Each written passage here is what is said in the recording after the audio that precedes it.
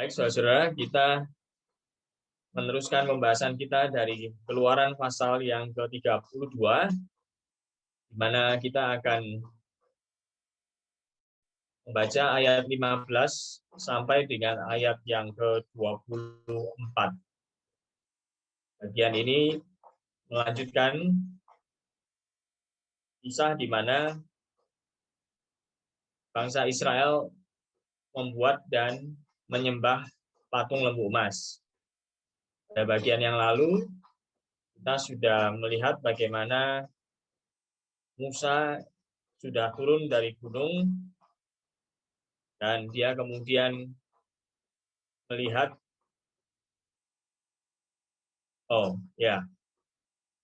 kita melihat bagaimana Tuhan memberi perintah kepada Musa untuk turun dari gunung, ya.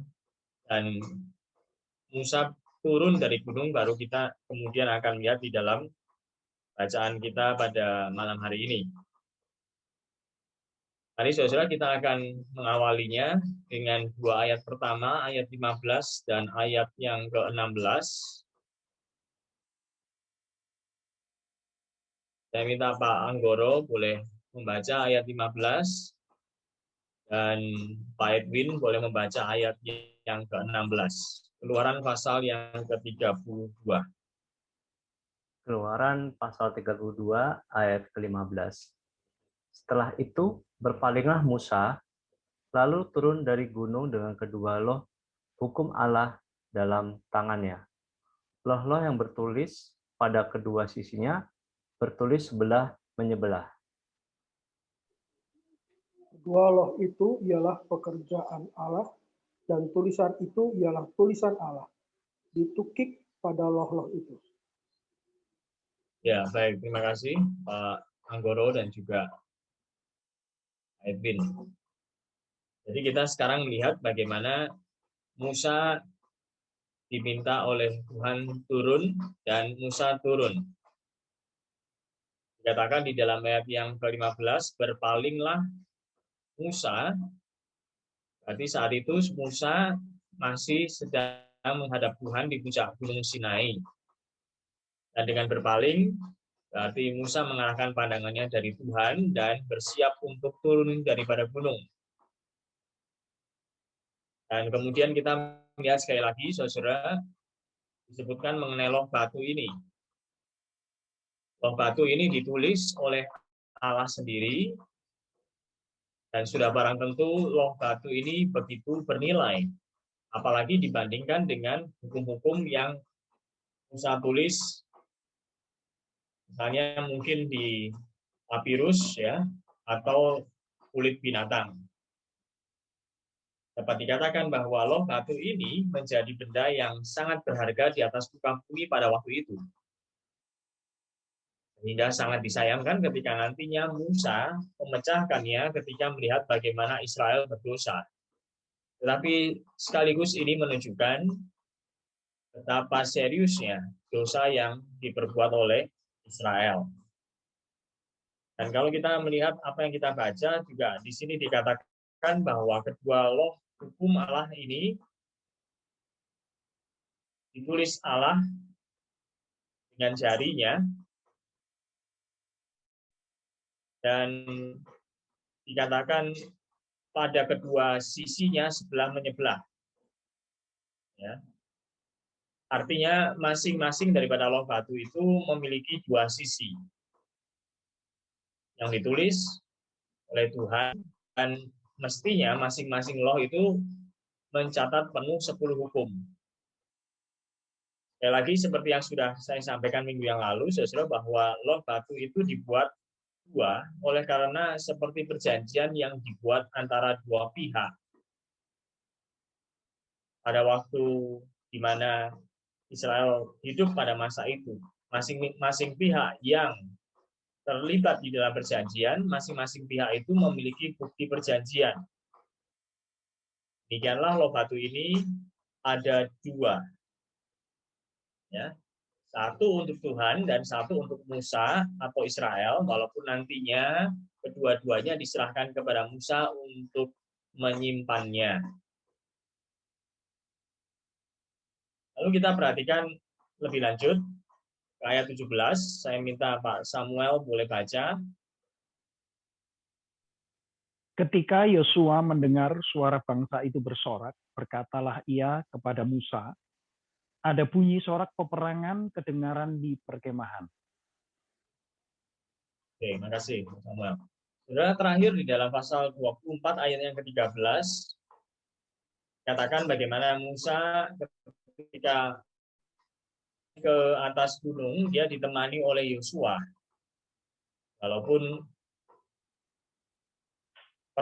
pendampingan tersebut besar kemungkinan hanya sampai kepada mungkin tingkatan tertentu atau ketinggian tertentu, ya, atau daerah tertentu. Karena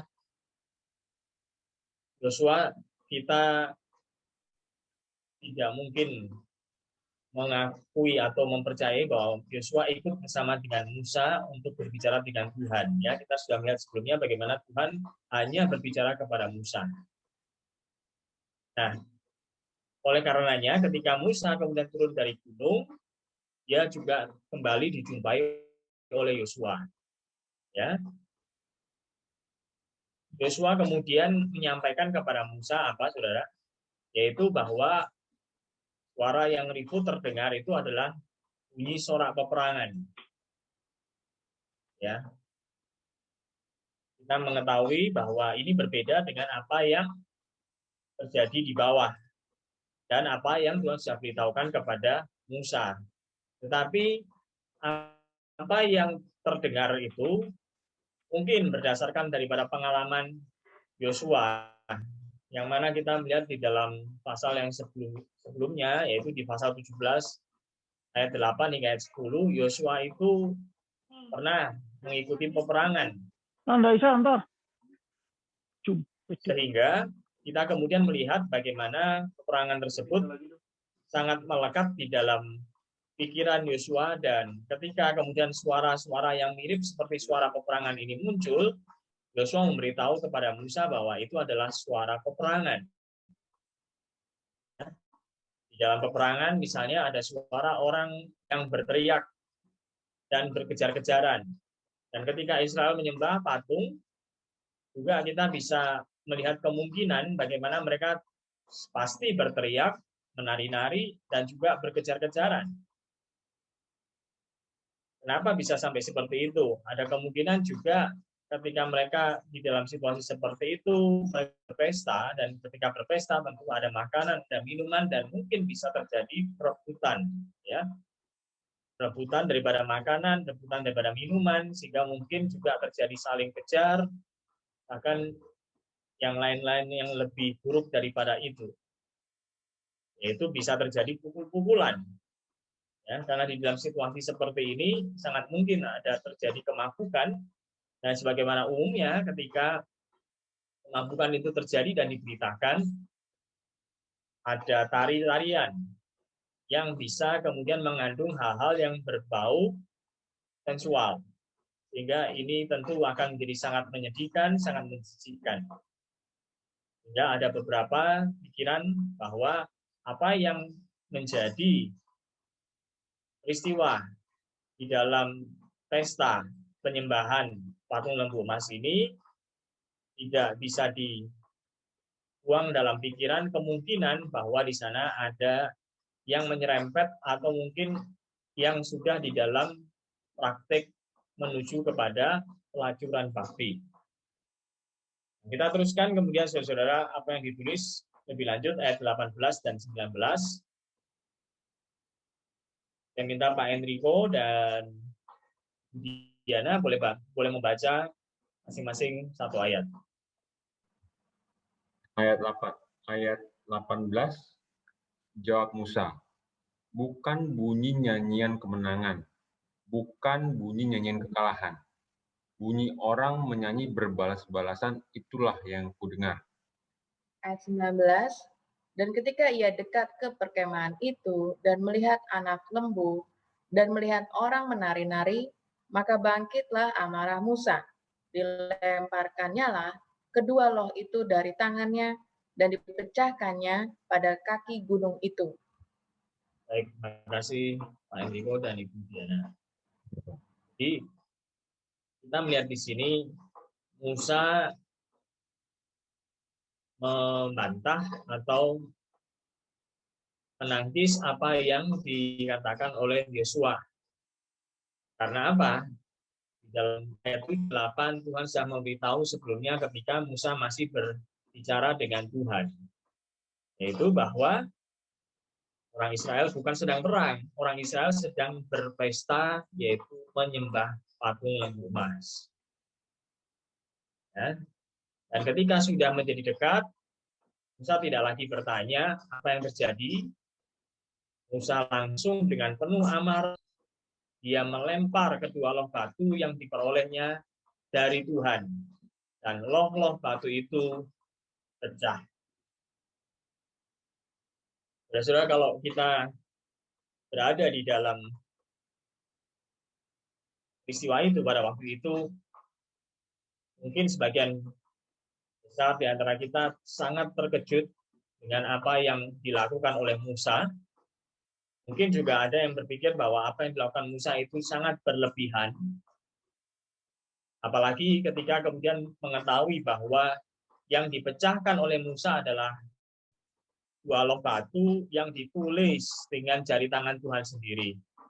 Seakan-akan Musa tidak menghormati Tuhan yang sudah memberikan hukum tersebut, yang sudah memberikan loh batu tersebut. Apakah Musa mengekspresikan kemarahannya dengan memecahkan loh-loh batu ini dengan tepat? Kita bisa mengatakan iya, saudara-saudara. Kita perlu tahu bahwa pada zaman itu, manakala perjanjian telah disepakati lalu dilanggar, maka bukti perjanjian itu dipecahkan. Sekali lagi, saudara, pada zaman ketika Israel hidup pada masa itu, di tengah-tengah peradaban manusia di sekitar mereka, perjanjian ketika telah disepakati dan kemudian dilanggar, maka bukti daripada perjanjian itu akan dipecahkan. Ini merupakan simbol dari gugurnya perjanjian yang sudah disepakati. Sehingga hal yang mirip kita juga melihat manakala Sakaria ya nantinya juga mematahkan tongkat untuk menyatakan batalnya perjanjian antara Tuhan dengan bangsa-bangsa di dalam kitab Sakaria pasal 11 ayat yang ke-10. Ya, jadi apa yang dilakukan oleh Musa dengan memecahkan loh-loh batu itu sesungguhnya adalah sesuatu yang di mana perjanjian memang sudah menjadi gugur. Jadi untuk apa kemudian loh batu itu tetap ada? Tetapi sesungguhnya juga kita bisa melihat bagaimana melalui pemecahan loh batu tersebut, Musa menyatakan kekecewaan Tuhan. Sehingga ekspresinya, bentuk daripada kemarahan itu menjadi begitu sangat mengejutkan, yaitu dipecahkannya loh batu tersebut. Kalau kita perhatikan, tidak ada reaksi atau misalnya respon dari Tuhan atas pemecahan loh batu tersebut secara negatif. Kemarahan Musa pada waktu itu adalah kemarahan yang tepat. Lalu kita juga perhatikan di bagian ini, yaitu mengenai lokasi di mana Musa pada waktu itu memecahkan loh-loh batu tersebut, yaitu dikatakan di kaki gunung. Ini bukan sekedar memberitahu tentang lokasi, saudara, tetapi ini memberitahu juga bahwa lokasi di mana Israel seharusnya tempat tersebut bertemu dan beribadah kepada Yahweh. Dimana kalau kita perhatikan di dalam pasal dan 17, di situ kita melihat mereka berkumpul di, ya, jadi tempat ini telah dirubah menjadi tempat untuk menyembah patung lembu emas. Dengan begitu, lokasi di mana Musa memecahkan loh batu itu sebetulnya juga sangat tepat, karena di lokasi itulah, di kaki gunung itulah, Israel memutuskan perjanjian mereka dengan Yahweh, di tempat di mana sebelumnya mereka memutuskan untuk setia kepada Yahweh. Ya, jadi kita melihat di sini bagaimana bukan saja apa yang dilakukan oleh Musa dengan melemparkan dua loh batu tersebut kemudian menjadi pecah adalah tindakan. Lokasi menjadi juga lokasi yang tepat dan sekaligus ironi. Oleh karena ada satu fakta yang menyedihkan, tempat di mana sebelumnya Israel beribadah kepada Yahweh, Israel mengikat perjanjian dengan Yahweh, sekarang tempat di mana Israel kemudian berpaling dari Yahweh dan Israel kemudian menyembah patung lembu emas yang bahkan dengan tidak ragu mereka katakan sebagai Allah yang membawa mereka keluar dari Mesir. Jadi Musa bukan sedang lepas kendali, tetapi justru sangat di dalam kendali. Sekali lagi, Musa bukan sedang lepas kendali, tetapi sangat di dalam kendali. Kita teruskan ayat 20. Saya minta Ibu Kiki membaca untuk kita. Ayat 20. Sesudah itu diambilnyalah anak lembu yang dibuat mereka itu, dibakarnya dengan api dan digilingnya sampai halus. Kemudian ditaburkannya ke atas air dan disuruhnya diminum oleh orang Israel.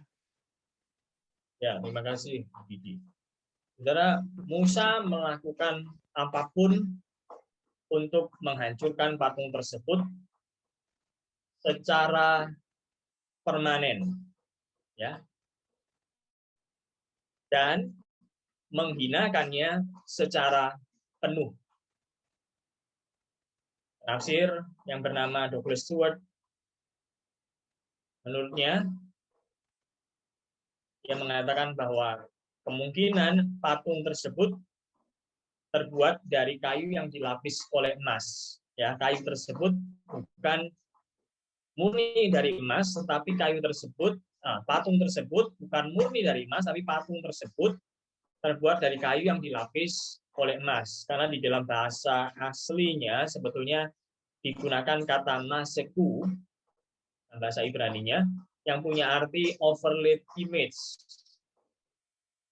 Ya, sebuah patung, apa artinya overlaid image? Yaitu sebuah patung dari kayu yang dilapisi bisa dengan emas atau dengan perak. Sehingga bisa dibakar, dan sisa-sisanya juga mudah untuk ditumbuk sampai halus menjadi bubuk.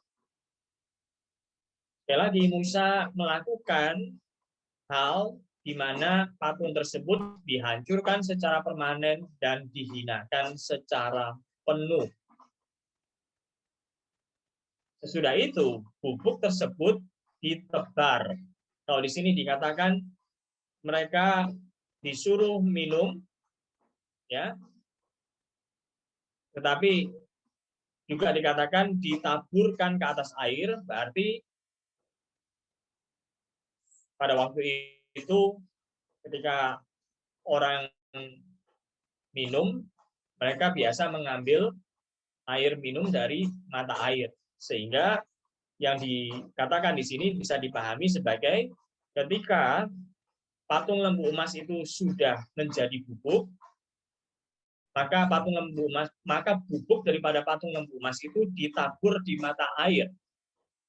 Ya, jadi bukan kemudian mereka ambil apa istilahnya cangkirnya masing-masing, lalu kemudian ditabur di cangkirnya itu bubuk daripada patung lembu emas. itu tentu akan menjadi ribet, saudara ya, yang mungkin dipahami dari apa yang dikatakan di sana, dari patung lembu emas yang sudah menjadi bubuk, bubuknya itu kemudian ditebar atau ditabur di mata air yang dipakai oleh orang Israel untuk sumber air minum mereka. Dan dengan meminumnya, maka semua itu akan dikeluarkan sebagai kotoran atau sampah. Menjadi suatu penegasan bahwa patung itu bukanlah apa-apa, hanya sampah. Lalu saudara, tindakan menggiling dan menebar, saudara, ini adalah tindakan-tindakan yang biasa dilakukan pada waktu itu manakala orang kemudian mau menyingkirkan patung dan tidak menghendakinya untuk dibuat kembali. Dan hal ini juga kemudian bisa ditemukan di dalam tindakan Yosua ketika menghancurkan tiang-tiang berhala Baal dan Asyera dengan membakarnya di lembah Kidron di luar Yerusalem. Demikian juga dengan Mezbah dan bukit pengorbanan yang ada di Betel, sebagaimana yang dicatat di dalam 2 Raja-Raja pasal 23 ayat yang ke-6 dan ayat yang ke-15. Ya. Sekali lagi, apa yang dilakukan oleh Musa sangat tepat, yaitu bagaimana supaya tidak ada kesempatan bagi Israel untuk dari puing-puing yang sisa-sisa dari patung lembu itu kemudian nanti suatu saat akan dibangun ulang. Ya. Musa menghancurkannya sedemikian sampai begitu halus, begitu lembut seperti bubuk, menghancurkannya sedemikian bersifat menetap, permanen, dan dihinakan secara betul-betul penuh. Mereka yang tadinya berpikir bahwa ini loh yang membawa kamu keluar dari Mesir. Ini loh patung, inilah Allah yang membawa kita keluar dari Mesir. Sekarang mereka lihat bagaimana patung tersebut bermula dan bagaimana patung tersebut berakhir. Bukan oleh si patung untuk melindungi ketika hendak dihancurkan, ketika kemudian hendak digiling, ketika kemudian hendak dibakar. Sama sekali tidak ada. Bagaimana mungkin kemudian diaku sebagai yang membawa mereka keluar dari tanah Mesir. Tindakan ini seharusnya menjadi tindakan yang membuat Israel tercelik, membuat Israel sadar bahwa apa yang mereka lakukan betul-betul adalah kebodohan yang besar. Dan kita kemudian melihat apa yang dikatakan lagi di dalam ayat yang ke-21. Minta ayat 21. Lalu berkatalah Musa kepada Harun, apakah yang dilakukan bangsa ini kepadamu sehingga engkau sebesar itu kepada mereka? Ya, terima kasih Pak Martin. Kita melihat di sini, saudara, bahwa Musa mengetahui hal ini tidak mungkin terjadi lepas daripada Harun. Jadi melalui apa yang dikatakannya, Musa kemudian ingin mengetahui apa sesungguhnya yang terjadi atau bagaimana hal ini bisa terjadi.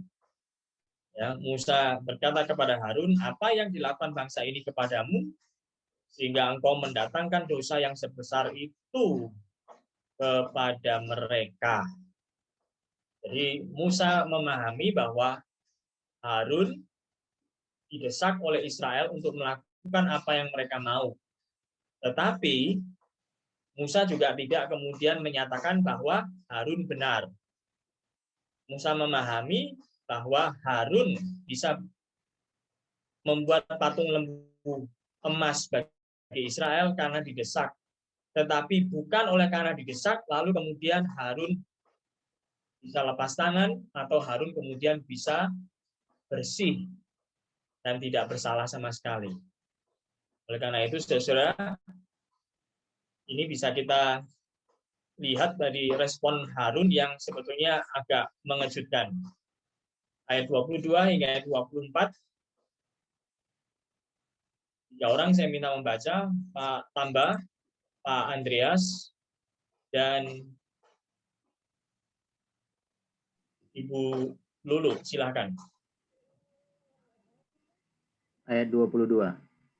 Tetapi jawab Harun, janganlah bangkit amarah tuanku.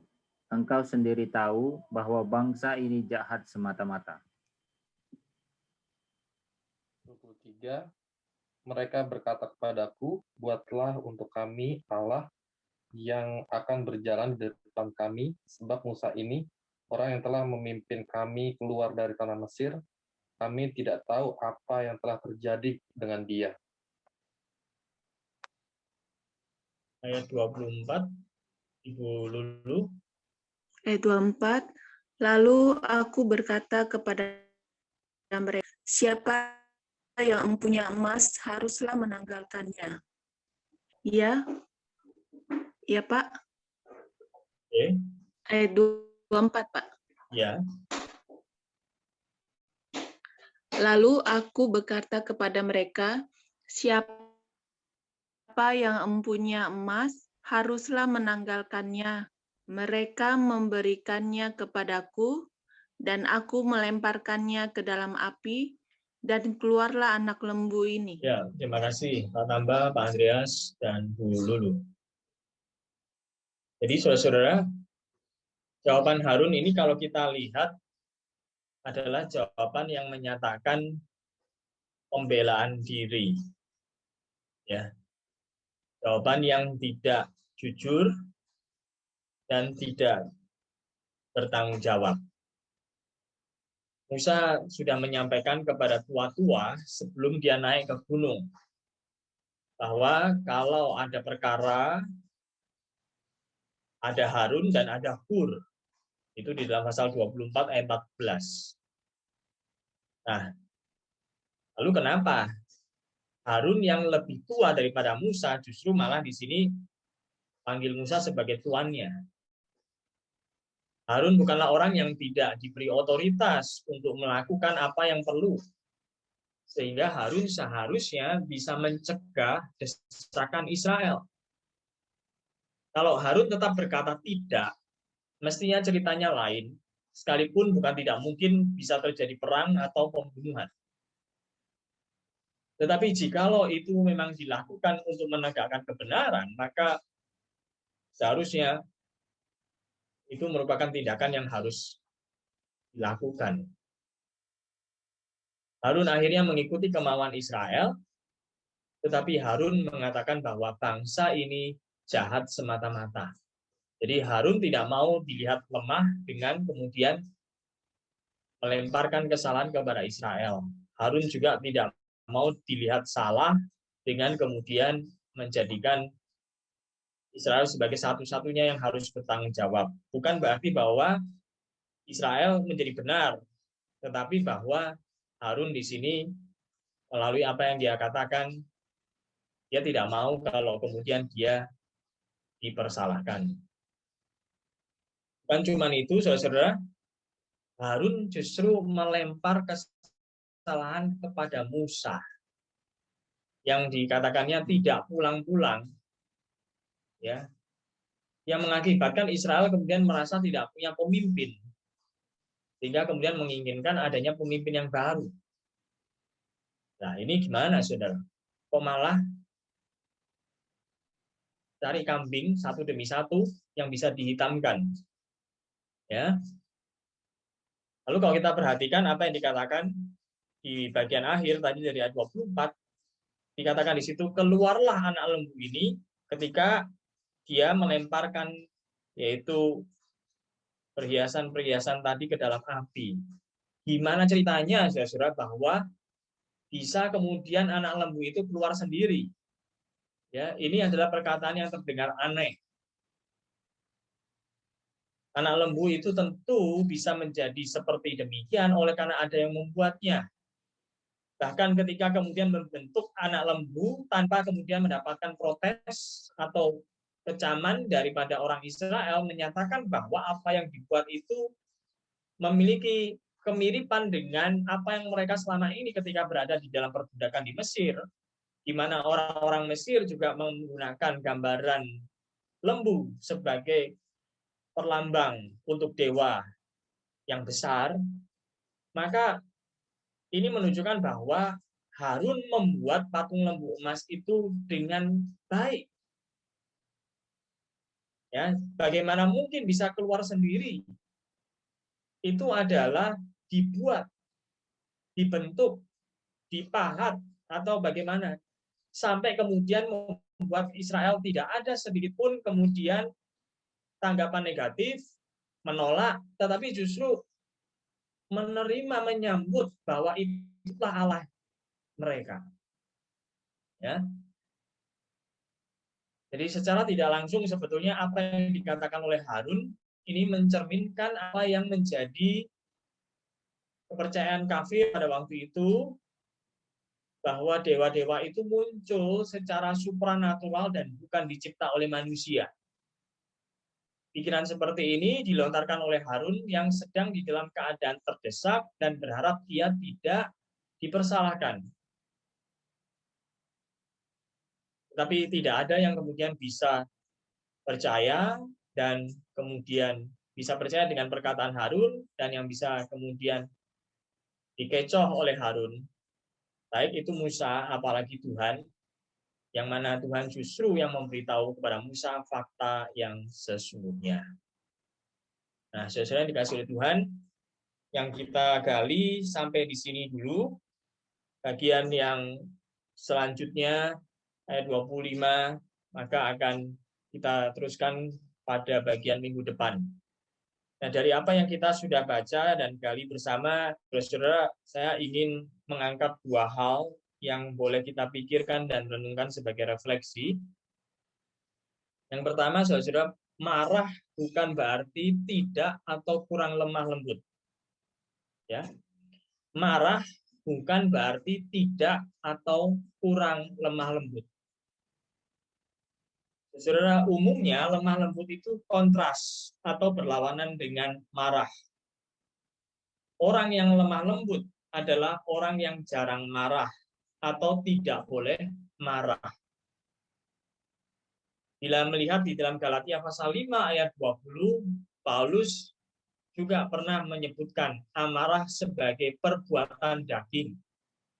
Perbuatan orang yang tidak dipimpin oleh Roh Kudus. Ya. Sementara di dalam pasal tersebut, Galatia pasal 5 ayat yang ke-22 dan 23, yang namanya buah roh itu ada di sana disebutkan, yaitu aspek kesabaran dan kelemah lembutan. Ya, jadi dengan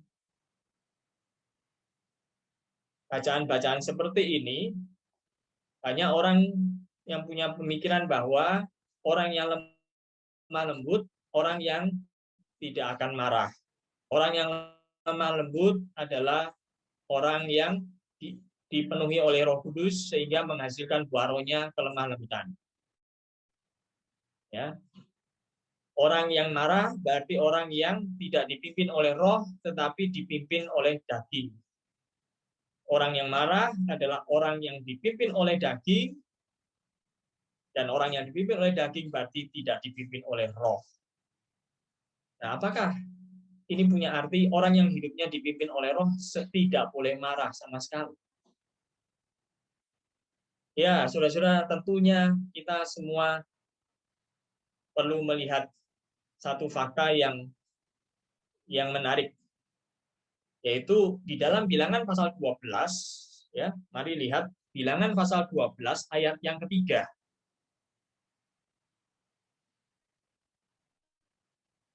Bilangan pasal 12 ayat yang ketiga, boleh saya minta Ibu Devi baca?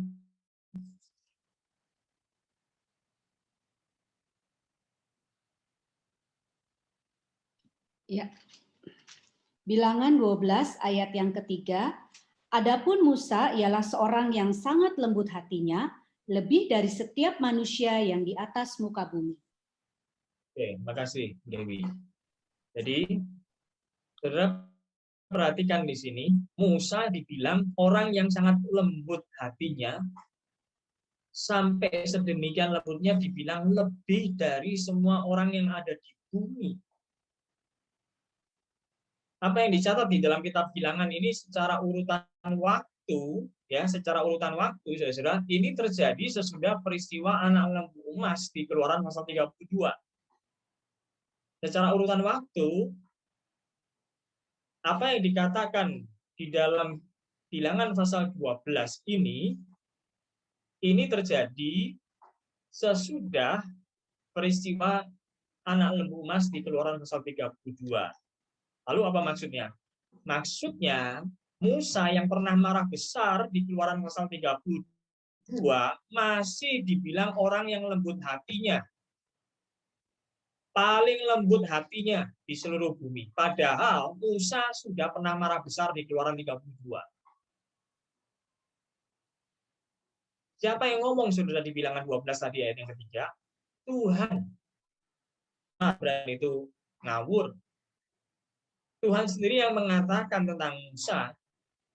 Dan ini dikatakan sesudah marah begitu besar. Bukan sebelum Musa marah, terus kemudian dibilang dia lembut hatinya, sesudah bilang lagi bahwa dia lembut hatinya.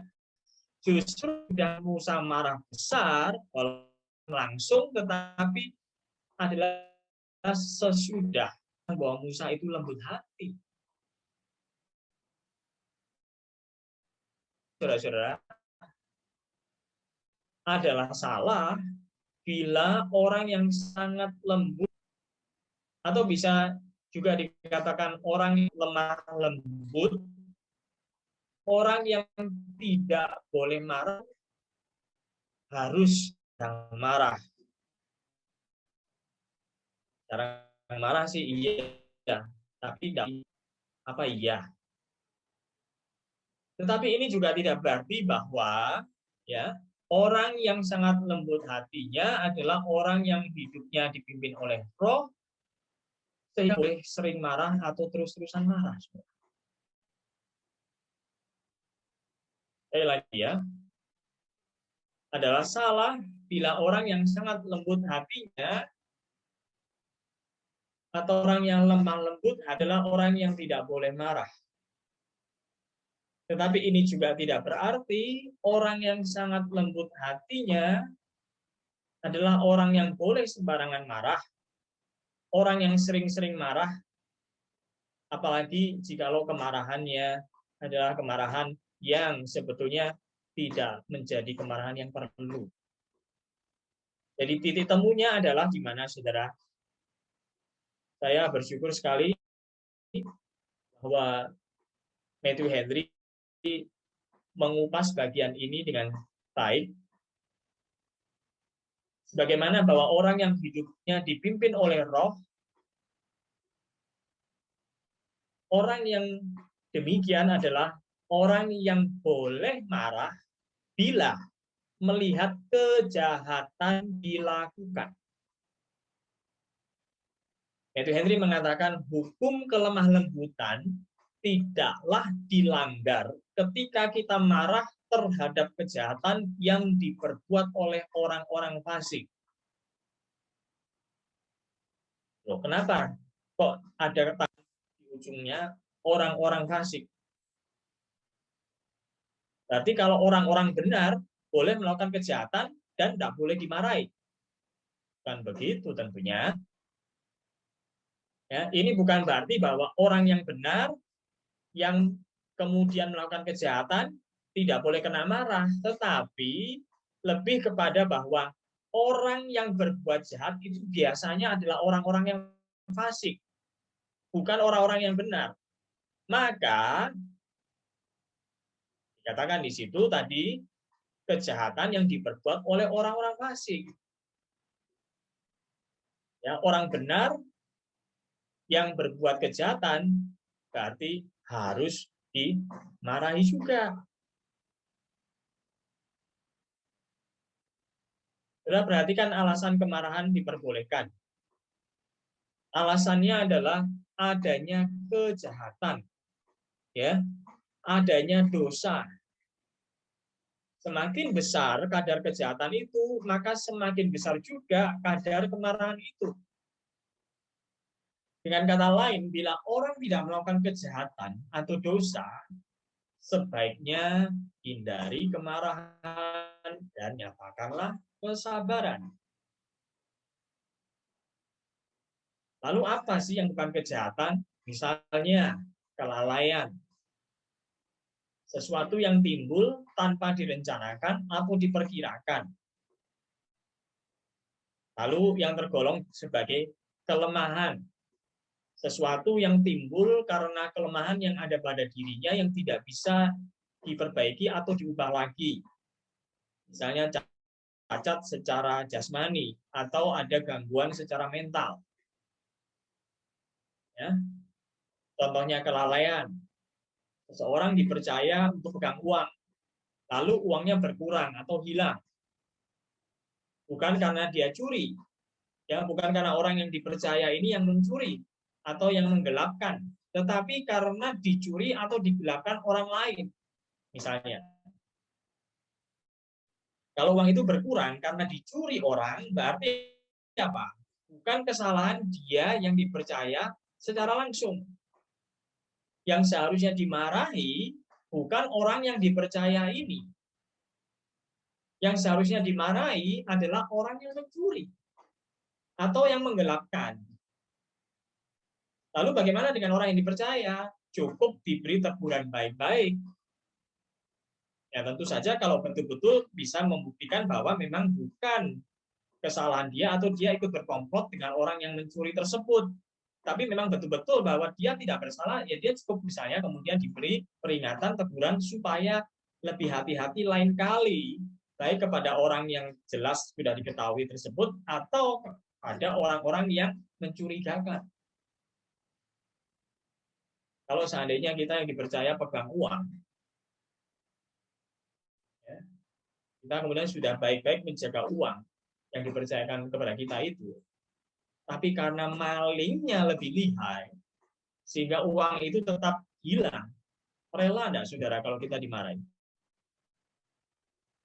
Rela tidak rela tetap saja dimarahi ya. Karena yang namanya bos selalu benar ya. Walaupun bos salah, yang salah adalah anak buahnya. Ya. Itulah tidak enaknya menjadi karyawan ya. Tapi jangan setelah menjadi bos kemudian sedikit-sedikit marah. Sudah banyak diberitakan orang membunuh hanya karena dia dimarahi. Bahkan sekalipun kemarahan itu kecil, saudara-saudara, tapi bisa menimbulkan luka hati sehingga tega untuk membunuh. Ya, macam-macam kalau kita membaca berita. Cuma hanya ditegur sedikit bisa dendam.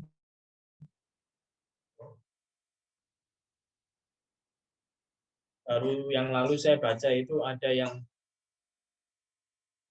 saudara, dia orang itu dibunuh karena orang yang dibunuh itu ada urusan bisnis sama orang yang bunuh.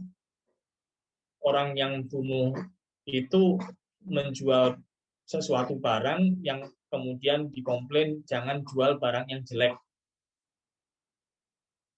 Cuman ngomong begitu saja, saudara, bisa bikin orang itu dendam lalu kemudian bunuh. Luar biasa sekali ya.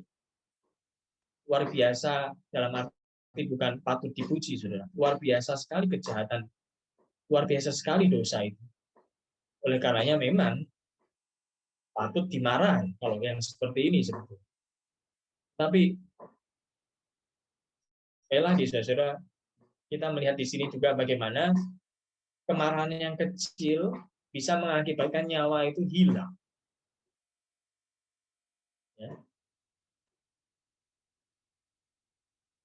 Bukan berarti kemudian marah tidak boleh, tetapi iman tidak menyelesaikan persoalan. Ya, walaupun kemudian kemarahan tidak menyelesaikan persoalan, bukan berarti marah kemudian tidak boleh. Kalau kita kemudian menimbang segala sesuatu berdasarkan hasil, saudara, maka kemarahan Tuhan Yesus sudah menjadi kemarahan yang tidak boleh pada waktu dia marah di bait Allah. Sudah Tuhan Yesus, dan akhirnya Yesus disalib. Lalu yang bilang, nah itulah makanya. Coba kalau Yesus tidak marah, maka bisa kita bilang begitu. Tetapi kita juga perlu tahu bahwa tidak segala sesuatu kemudian bisa dilihat dengan begitu simetris berdasarkan apa yang terjadi pada kehidupan dan pelayanan Tuhan Yesus. Kita melihat kembali di sini bahwa hanya oleh karena urusan kecil, ya kemudian orang membunuh. Yang membunuh yang salah. Tetapi ada juga orang yang kemudian marahnya keterlaluan sampai membuat dirinya dibunuh. Kalau dia tahu bahwa dia dibunuh oleh karena kemarahan yang keterlaluan, pasti dia akan menjadi orang yang pikir-pikir waktu dia mau marah. Oke. Jadi selain daripada kelalaian, ada juga yang namanya kelemahan.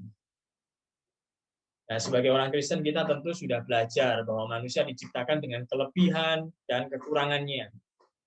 Kekurangan atau kelemahan ini tidak mungkin tidak ada pada orang sehebat apapun. Sehingga boleh-boleh saja kita membanggakan misalnya sahabat kita sebagai orang yang hebat, tapi jangan kaget kalau ketika sahabat kita itu kemudian pada satu ketika melakukan atau jatuh ke dalam kesalahan karena kelemahan yang ada pada dirinya, lalu membuat dia tidak bisa untuk mengatasi atau menghindarkan diri daripada masalah tertentu. Dan karena kesalahan itu berkaitan dengan kita, lalu kemudian kita tidak bisa menahan diri untuk menjadi marah, dan dia kemudian kecewa kepada kita lalu kembali lagi kecewa kepada dia. Nah, hal ini sebetulnya bisa dihindari, tidak perlu terjadi bila kita menyadari bahwa setiap orang punya kelemahan. Bukan saja orang yang mengecewakan kita adalah orang yang lemah, kita yang dikecewakan juga orang yang lemah. Bisa kita bayangkan bila situasinya sekarang kita dihadapkan pada satu hal yang berhubungan juga dengan kelemahan kita. Apa yang terjadi? Sangat mungkin juga hasilnya buruk. Kenapa? Kalau orang lain menghasilkan sesuatu yang buruk oleh karena kelemahannya, lalu kemudian kita tidak bisa menerimanya. Kalau kemudian misalnya kita pada satu waktu kemudian berhubungan dengan kelemahan kita, ternyata kita bisa berhasil, kita tidak gagal, jangan sombong. Bukan karena kita hebat, lalu orang lain bodoh, tetapi karena Tuhan mau berbelas kasihan sama kita. Sehingga waktu kita berurusan dengan kelemahan kita tetap tidak gagal, tetapi berhasil. Tujuannya sebetulnya untuk memuliakan Tuhan, bukan malah memuliakan diri sendiri. Kalau kita bisa mengingat selalu akan hal ini, saudara, setiap kali kita dihadapkan kepada situasi yang menggoda kita untuk marah, maka kita bisa menahan diri untuk marah. Lalu menjadi orang yang dirugikan atau dikecewakan, siapa yang mau? Ya, sesuatu yang tidak enak.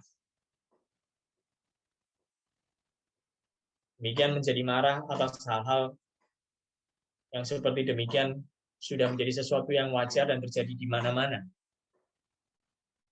Tetapi kita perlu untuk merenung apakah memang setiap kali kita ingin marah, kita tumpahkan saja kemarahan itu, ataukah sebetulnya kita harus selektif di dalam kemarahan kita. Kita berhak marah, bukan berarti kita harus marah. Sekali lagi ya, kita berhak marah, bukan berarti kita boleh selalu marah. Selektiflah di dalam hal marah. Selektif bukan terhadap siapa. Oh, ini orang penting, saya tidak berani marah. Ini bukan orang penting, saya marahi terus.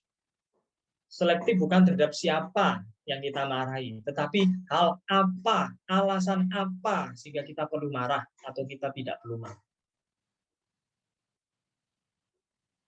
Melalui perikop ini, kita melihat bagaimana Musa adalah seorang yang lembut hatinya, sehingga kemarahannya kepada Israel karena kejahatan yang mereka lakukan menjadikan kemarahan Musa adalah kemarahan yang benar. Kemarahan yang menyatakan kemarahan Tuhan. Kalau Tuhan yang maha lembut saja bisa marah, maka kemarahan anak-anak Tuhan haruslah kemarahan yang selektif. Kemarahan yang perlu. Kemarahan atas kejahatan atau dosa.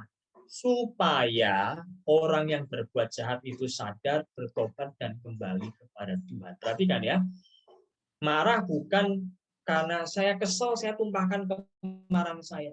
Saya marah karena saya kepingin orang itu kembali kepada Tuhan. Jadi pikirkanlah bagaimana kemarahan yang seharusnya diberikan kepada orang tidak membuat dia kemudian lari dari Tuhan, makin kemudian tidak bisa dikasih tahu, tetapi adalah kemarahan yang bisa merubah dia, mempertobatkan dia, dan membawa dia kembali kepada Tuhan. Hanya jikalau kemarahan itu bukanlah kemarahan yang asal kita menumpahkan seluruh kemarahan kita tanpa seleksi lagi kepada orang yang dimarahi.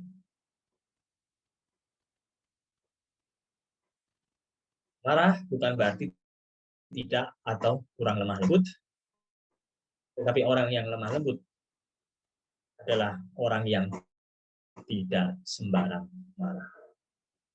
Hal yang kedua, saudara-saudara, yang bersalah hendaknya mengaku salah, tidak membela diri, apalagi melempar kesalahan kepada orang lain. Sayang sekali apa yang menjadi reaksi atau respon dari Harun atas penyembahan patung lembu emas ini, saudara. Harun sama sekali tidak mengaku salah. Kita tidak lihat di situ ucapan di mana dia mengaku salah. Padahal kalau Harun tidak menuruti keinginan Israel, ya, Harun sebetulnya bisa mencegah Israel untuk berbuat dosa. Harun memang didesak, bukan tidak mungkin dia diancam nyawanya, tetapi sebagai pemimpin itu sudah resiko yang seharusnya Harun untuk pikul atau tangguh.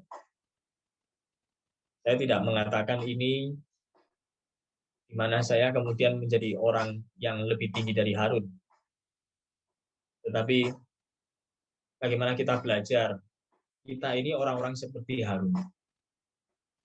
Di mana kita seringkali mencoba kalau bisa tetap aman, kita tetap selamat, kita tetap tenang. Padahal itu semua kita peroleh dengan cara kita menutupi kesalahan kita.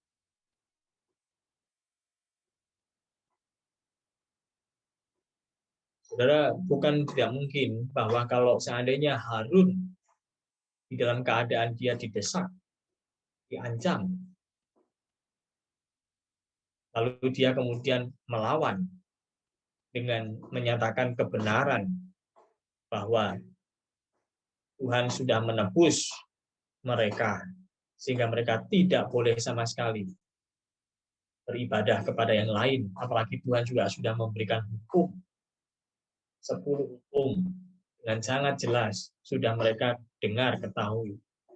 Jikalau Harun berketetapan untuk tegak di atas kebenaran-kebenaran tersebut, bukan tidak mungkin kalau Israel juga menjadi takut. Demikian yang menjadi pikiran daripada Matthew Henry atas respon Harun ini. Harun seharusnya mengaku salah karena Harun mengikuti kemauan mereka. Harun mestinya tidak membela diri, apalagi ikut menyalahkan Musa. Karena Musa pergi dan tidak pulang-pulang. Kalau ditarik lagi, Harun berarti menyalahkan Tuhan. karena Musa tidak pulang-pulang karena belum selesai urusannya sama Tuhan. Mengapa Harun tidak mengaku salah, tetapi membela diri dan menyalahkan Musa? Mungkin di dalam pikiran dia, kalau mungkin dia masih tetap terlihat sebagai orang yang baik, orang yang benar. Nah, mungkin ia tidak dianggap jahat, terlibat, dan masih tetap mempunyai nama baik. Tapi di dalam pimpinan dan bijaksana Tuhan, Musa dapat melihat kesalahan Harun. Dengan bantahan Harun yang seperti itu tanpa disadari olehnya, Harun yang tidak ingin terlihat buruk, justru malah memperlihatkan keburukannya.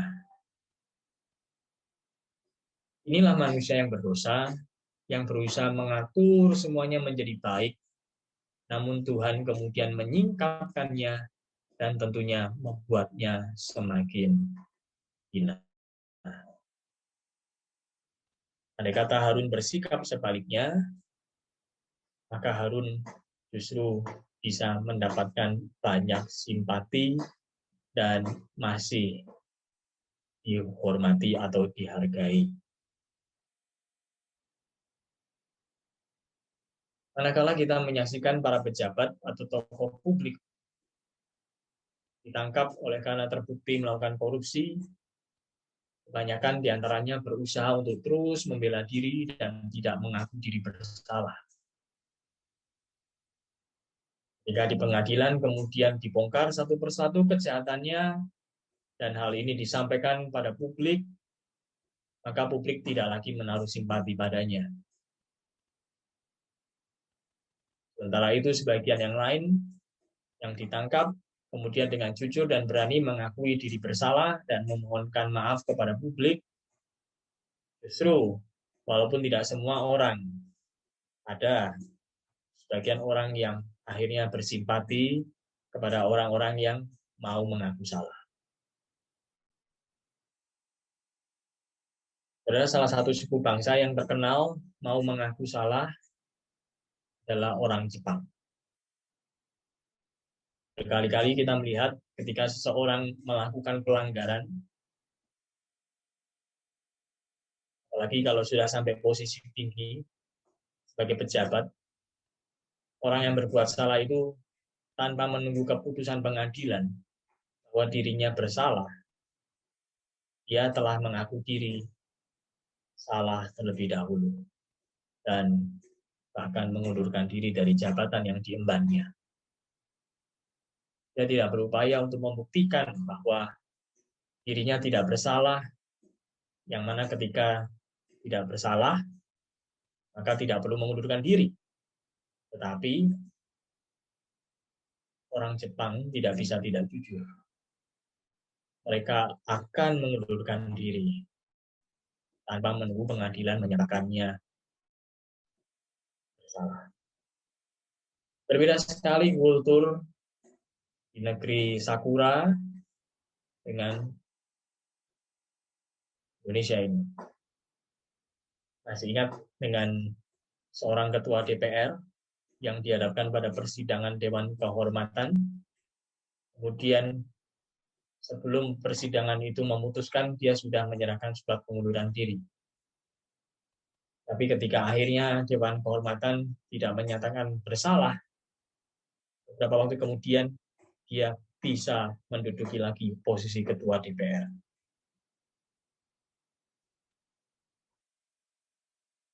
Syukur, akhirnya dalam kasus yang lain dia tidak bisa lolos, tertangkap, dan dipenjara. Saudara, kekristenan adalah agama yang mempunyai nilai-nilai lebih tinggi dari kebudayaan manapun.